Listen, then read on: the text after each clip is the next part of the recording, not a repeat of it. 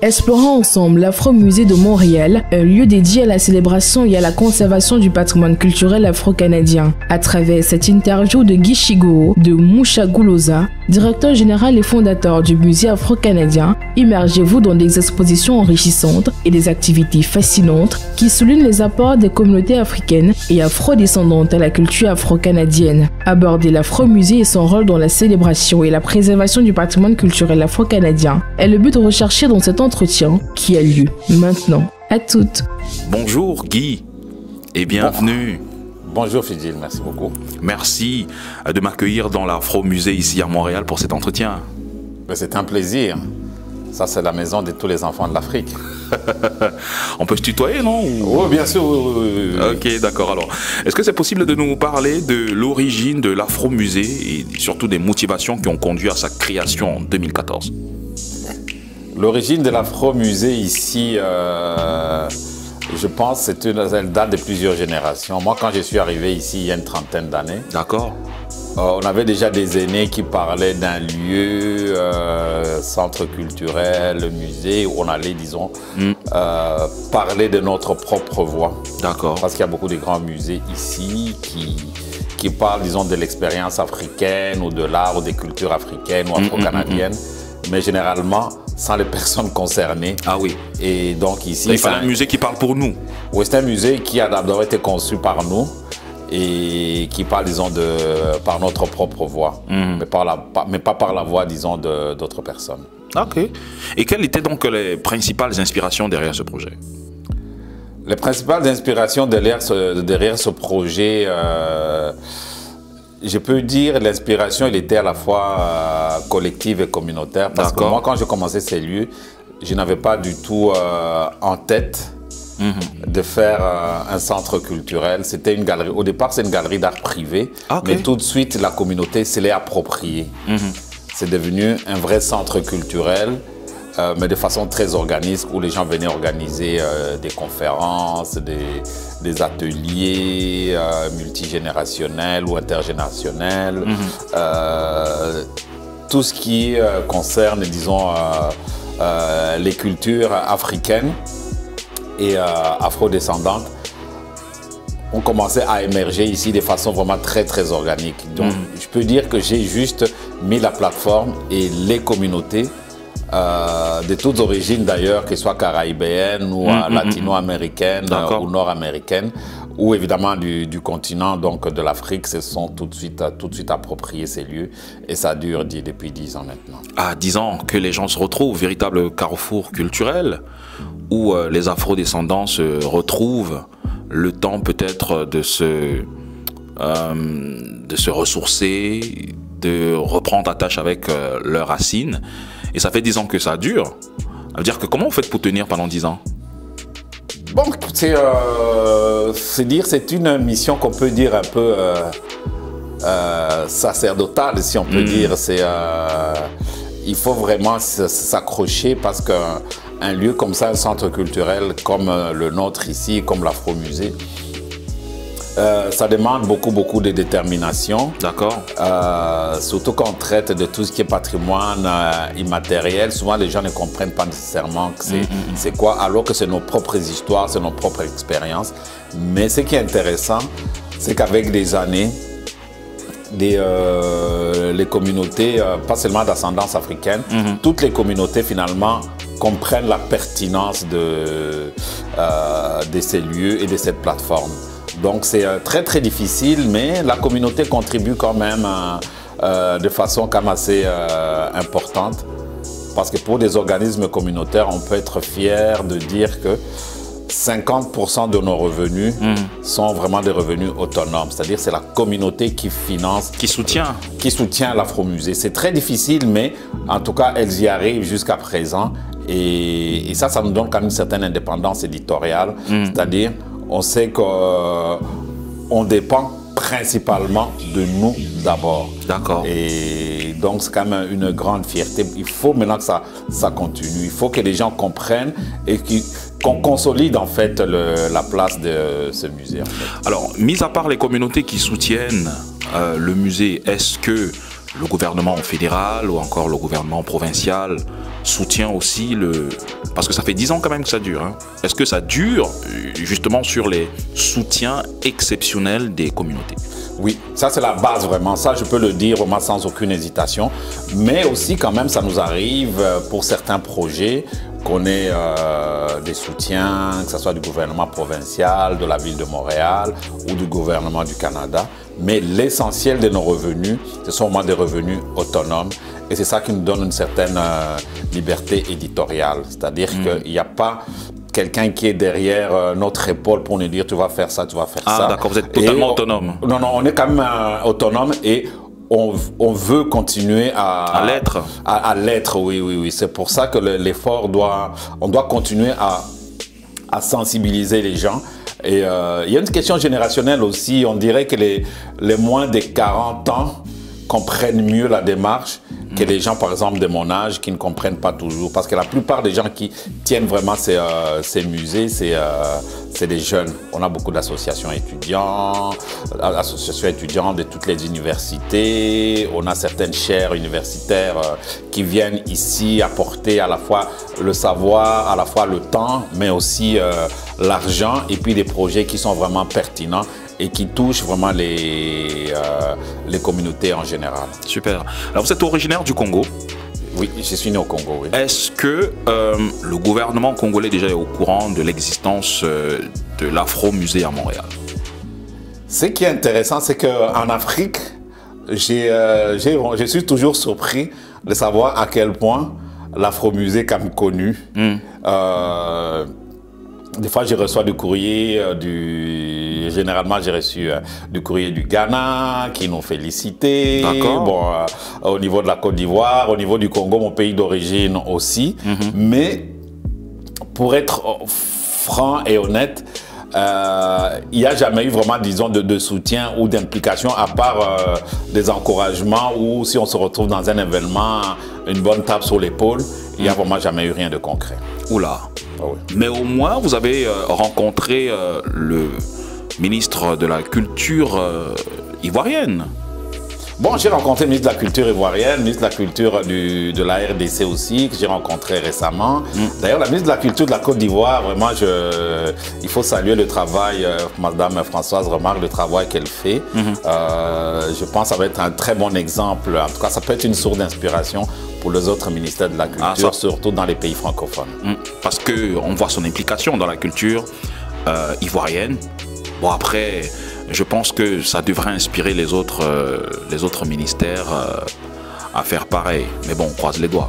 Bon, je pense que c'est sûr et certain que chacun a sa personnalité aussi. Hein. Je ne veux pas mettre à dos les autres ministres de la Culture, mais je me dis quand même que cette dame, de la façon dont, d'abord, elle a un bon service de communication, parce que presque tous les jours, elle publie ce qu'elle fait, et c'est souvent des choses qui sont très, très, très concrètes. Des fois, on peut la voir dans une petite manifestation quasiment d'un DJ ou un artiste qui n'est pas nécessairement très, très connu. Et je pense quand même que c'est des démarches à saluer. Parce qu'une des plus grandes richesses que toute l'Afrique a, c'est sa culture d'abord. On parle souvent des ressources naturelles, mais c'est la créativité. À chaque fois que je vais en Afrique, je suis tellement ébloui de voir cette créativité qu'on peut trouver partout, dans toutes les sphères de la société. Mais ça manque de structure pour les mettre en lumière, pour les valoriser, etc. Bon, l'autre fois on parlait, quand on parle de la culture ou de la diplomatie culturelle, on voit souvent le sport et généralement le foot. Et sinon tout le reste, là c'est quasiment des parents pauvres. Bon, on commence à voir maintenant des champions dans la boxe par exemple, dans d'autres disciplines, mais pour l'instant, tout est pour le foot malheureusement. Les autres disciplines sont un petit peu oubliées quand même. Bon, on croise les doigts, les choses certainement pourront évoluer. Alors, est-ce que c'est possible de nous citer les expositions phares que l'Afro-Musée organise, ou alors les activités que l'Afro-Musée organise durant toute l'année? Bon, je vais peut-être parler un peu de ce qu'on peut dire de la démarche vraiment muséologique de l'Afro-Musée. En fait, nous avons, disons, 3 axes de collectionnement ou 3 axes de collection. Donc, on a les collections donc, des arts traditionnels d'Afrique, comme on peut voir ici. Donc, ici, il y a à peu près 8 pays qui sont représentés sur les 54. Bon, faute d'espace, on ne peut pas représenter tous les pays, à peu près 8. Donc, il y a le Nigeria, le Burkina Faso, le Mali, la Côte d'Ivoire, l'Éthiopie, la RDC, un peu le Bénin aussi et la Guinée. Mais sinon, on a quand même des collections quand même assez importantes de plus de 1200 œuvres. Et donc, ça serait, on aimerait bien grandir, avoir plus d'espace pour pouvoir présenter toutes les collections qu'on a. Donc, on a donc cette collection donc, des arts traditionnels d'Afrique. On a des collections qu'on appelle les collections de témoignages, qui sont des collections basées sur les témoignages écrits ou oraux qui parlent de l'histoire des Noirs ici au Canada. Parce que les premiers Noirs sont arrivés ici en même temps que les Européens, mais la plupart des gens ne le savent pas. Donc, ces collections de témoignages, disons la première partie est basée surtout sur les travaux de Dr Dorothy Williams, qui est une historienne qui a écrit beaucoup sur la thématique. Et donc ça c'est le deuxième axe de collectionnement. Et le troisième axe de collectionnement, c'est ce que nous appelons les collections citoyennes. D'accord. Et les collections citoyennes, c'est des collections qui sont basées soit sur un fait historique, un personnage ou un lieu historique. Et on explique ça aux artistes contemporains et on les amène à créer des œuvres actuelles, surtout de la peinture, reliées à cet événement, à ce personnage ou à ces lieux historiques chers, disons, aux communautés noires du Canada. Alors, les collections que vous avez dans l'Afro-Musée, est-ce des collections personnelles ou alors est-ce que ce sont des collections des exposants, des artisans? Dans les collections qu'on a ici, il y a d'abord, moi-même avant de lancer l'Afro-Musée ici, j'étais d'abord un collectionneur et puis un marchand, donc j'avais une collection quand même très très importante. Quand on a décidé donc de créer l'Afro-Musée, j'ai donné cette collection-là, disons, pour les faits éducatifs. Donc la plupart des œuvres ne sont plus à vendre, elles sont vraiment là pour l'éducation, mais cela a amené aussi d'autres collectionneurs, d'autres familles à offrir leur collection à l'Afro-Musée, notamment la majorité de l'exposition qu'il y a ici, elle vient d'une famille québécoise américaine qui les avait déjà depuis les années 50. Et c'est la 3e génération qui a décidé donc d'offrir cette collection à l'Afro-Musée pour que le plus grand nombre puisse en profiter. Alors, est-ce que vous les vendez ou c'est juste des expositions qui racontent l'histoire de l'Afrique? En fait, il y a ici dans le musée, les œuvres ne sont pas à vendre. Mais par contre, le musée a quand même une boutique parce qu'il y a certaines pièces qu'on reçoit mais qu'on ne peut pas tout garder. Et donc, il y a certaines pièces quand même qu'on vend pour pouvoir financer les activités du musée parce qu'on fait beaucoup d'activités éducatives. Notamment, on a deux ateliers qui sont très populaires. Qui sont basés, le premier c'est Initiation aux cultures africaines. Et l'autre c'est Initiation à l'histoire afro-canadienne. Et les écoles, les camps de jour, les groupes communautaires aiment beaucoup ce genre d'ateliers parce que c'est quand même c'est des ateliers qui sont à la fois très variés. Donc on parle de l'histoire, de la géographie, de l'environnement et dans un format qui est quand même assez ludique, assez amusant. Et le format s'adapte vraiment à tout type de clientèle. Donc on peut faire un format fait pour les enfants de la maternelle, mais si un format fait pour les doctorants. Donc c'est le même atelier, mais qui est vraiment adapté à tout type de clientèle. Alors, est-ce que les expositions sont les seules activités organisées dans l'Afro-Musée? Sinon, quels sont les autres types d'activités que vous proposez pour engager la communauté locale? D'abord, notre musée ici, c'est un musée qui est à la fois qui a un lieu qui est connu ici à l'Afro-Musée, mais c'est aussi un musée mobile. C'est-à-dire qu'on a plusieurs expositions qui sont itinérantes. C'est-à-dire que c'est le musée qui va vers les communautés. Par exemple, nos collections citoyennes sont souvent demandées dans des bibliothèques, dans des cégeps, des fois même dans certaines corporations. Donc c'est un musée qui est, je pense qu'on a quand même on est un petit peu dans l'innovation ce côté-là, donc c'est un musée qui va vraiment vers les communautés.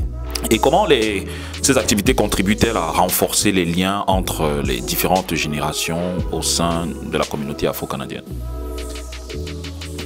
Bon, c'est difficile à mesurer, mais c'est quand même des choses qu'on ressent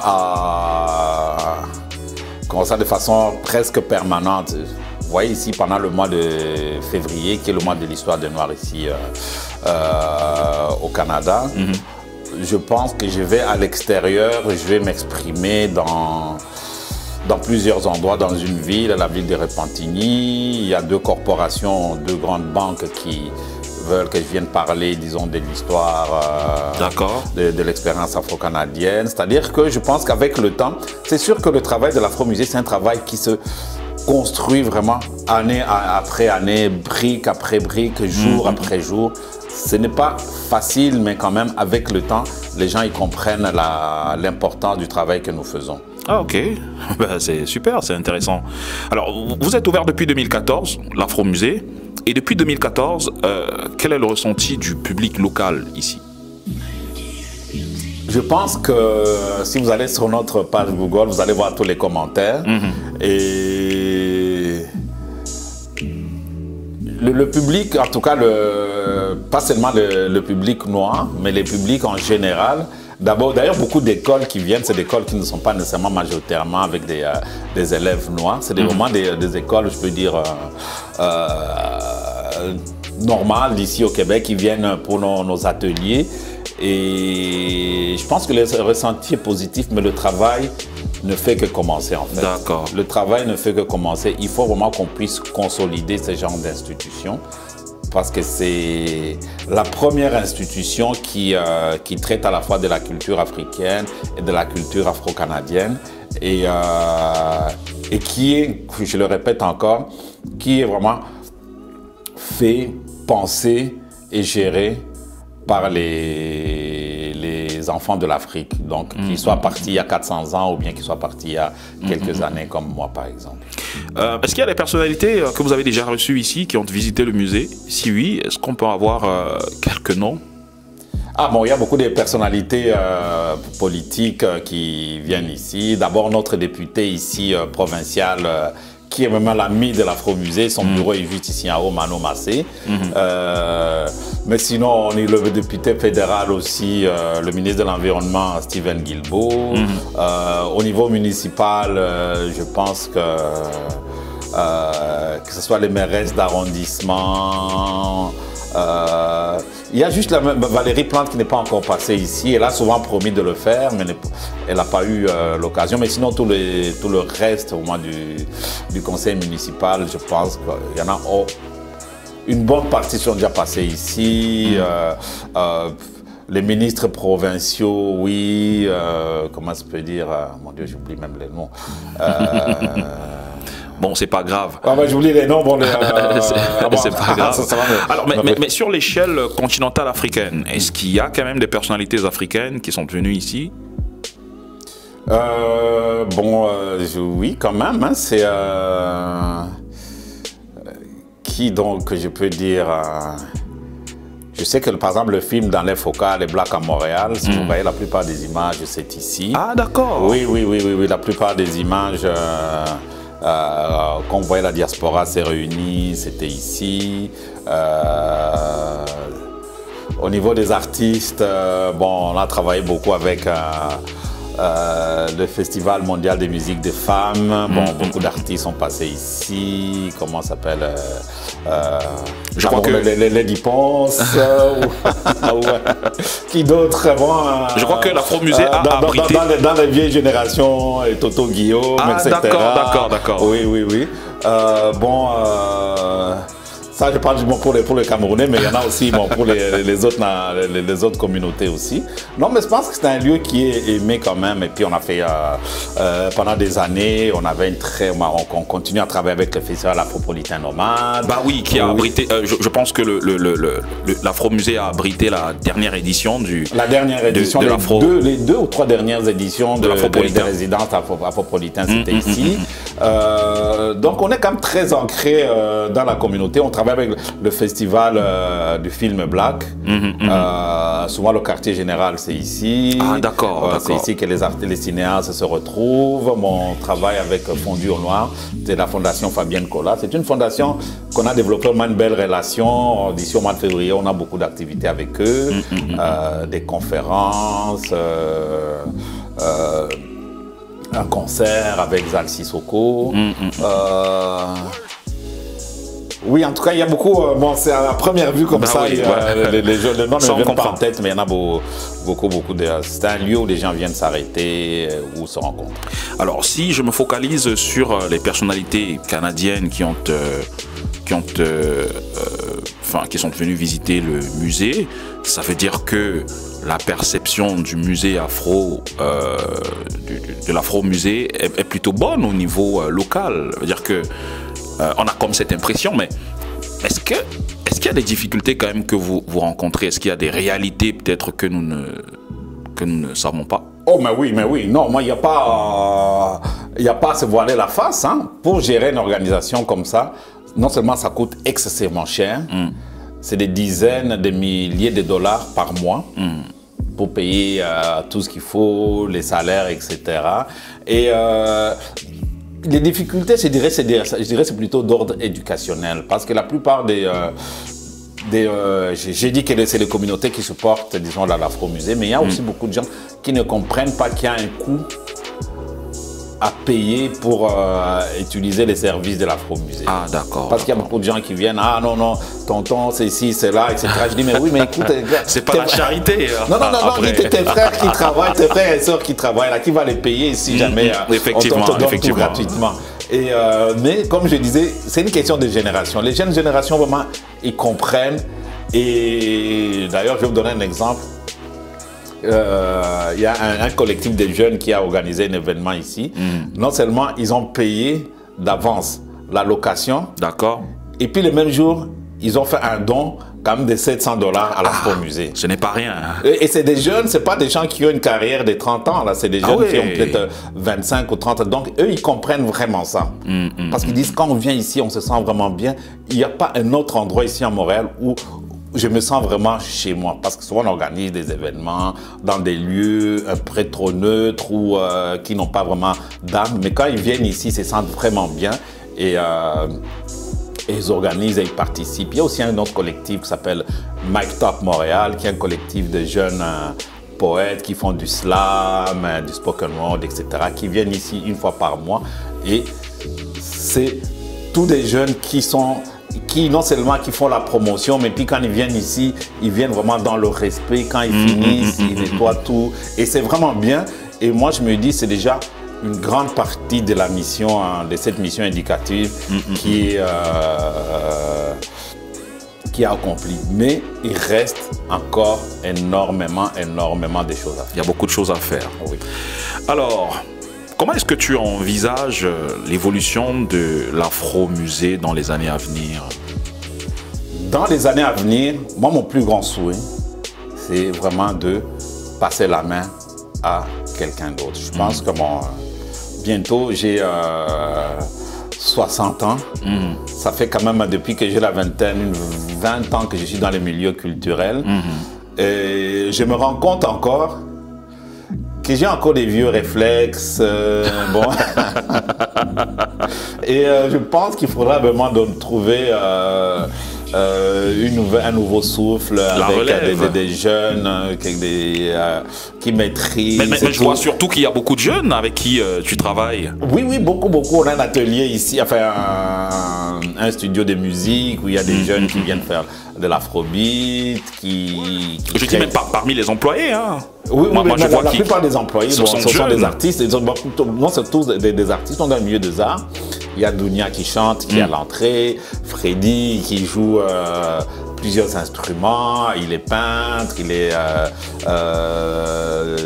designer, architecte, donc c'est quand même entouré d'une jeunesse très créative. Et moi, mon plus grand souhait peut-être dans les prochaines années, 2 ou 3 ans, vraiment de passer la main, que l'Afro Musée puisse, maintenant qu'on vient de faire nos 10 ans, qu'il puisse prendre peut-être une nouvelle direction avec une nouvelle énergie. C'est ça que je souhaiterais vraiment. Et je pense que ça aiderait beaucoup à consolider vraiment ce qui a été construit. Un message à transmettre aux membres de la communauté afro-canadienne et ceux qui s'intéressent à l'Afro Musée depuis 10 ans. Oui, c'est vrai, hein, c'est non seulement la communauté afro-canadienne, je dirais tous les enfants de l'Afrique, parce qu'en 2016, on avait failli fermer ici. On avait fait une campagne de fonds et les gens avaient, les contributeurs étaient venus de partout, y compris du continent. Non, plusieurs dons sont venus quand même, pas nécessairement des gros dons, mais quand même, ça montrait que... Vous n'êtes pas seul. Oui, que les gens étaient vraiment très sensibles, parce que voir quelqu'un en Afrique soutenir un organisme communautaire qui est au Canada, c'était assez surprenant. De notre côté, ça m'a vraiment rassuré, ça me dit que même si des fois on trouve le temps long, on trouve ça difficile, mais qu'il y a quand même des gens qui comprennent la démarche et qui sont surtout prêts à la soutenir. Ok, nous sommes en 2025 et puis comment les gens, bon, c'est vrai qu'il y a l'Afro Musée reçoit du soutien, mais comment les gens peuvent-ils davantage soutenir l'Afro Musée ou encore s'impliquer dans ces activités? D'abord, il y a si vous allez sur le site, il y a faire un don ou devenir membre. Ça aide toujours parce que veut pas, l'argent c'est le nerf de la guerre. Sans argent, on ne peut malheureusement rien. Mais aussi, les gens, des fois, ça peut être par des projets, par des idées. Donc, les gens peuvent soutenir, disons, en faisant des dons ou en devenant membre. Mais aussi en nous apportant des projets parce que ils peuvent donner de leur intelligence. Il y en a qui nous donnent du temps, qui viennent travailler comme bénévoles. Il y en a qui nous font du référencement. Ils nous réfèrent à une organisation. Il y en a qui nous réfèrent, par exemple, à leur employeur qui devient commanditaire. Donc, chacun peut donner. S'il croit vraiment au projet, chacun peut donner ce qu'il peut, selon ses moyens, selon sa situation. Un dernier mot, tonton Guy? Un dernier mot? Ouais. Merci beaucoup. Merci. Et puis, donc, l'Afro Musée, c'est la maison de tous les enfants de l'Afrique.